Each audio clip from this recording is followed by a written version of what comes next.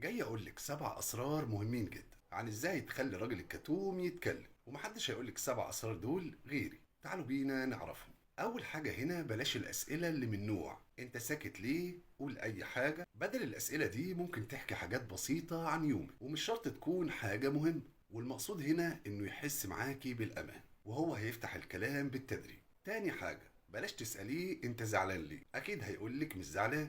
انما تسأليه ايه رأيك في الموضوع ده، او لو كنت مكاني في الموقف ده كنت هتتصرف ازاي، لان الاسئلة اللي من النوع ده هتشجعه انه يتكلم.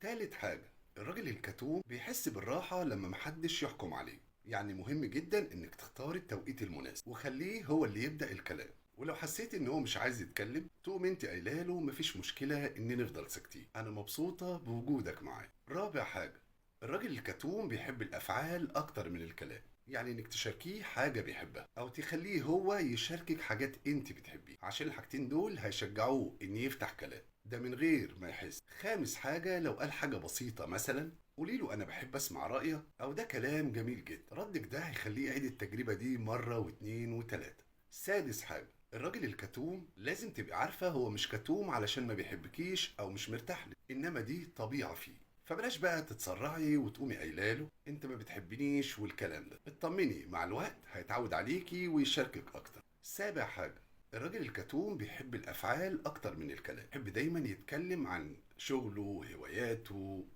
الافلام المفضله بالنسبه له والحاجات دي، فيفضل انك تكلميه في الحاجات دي، فهتلاقيه يتجاوب جدا معاك. خدي بالك بقى من حاجه اخيره مهمه، الراجل الكتوم لما يحس انك بتحترميه وبتقدريه وبتحترمي طبيعته دي هيتكلم معاكي بالتدريج. وما تنسيش بقى ان فتره الخطوبه هي فتره تعارف ما بين اتنين، فخليكي طبيعيه وما تقلقيش.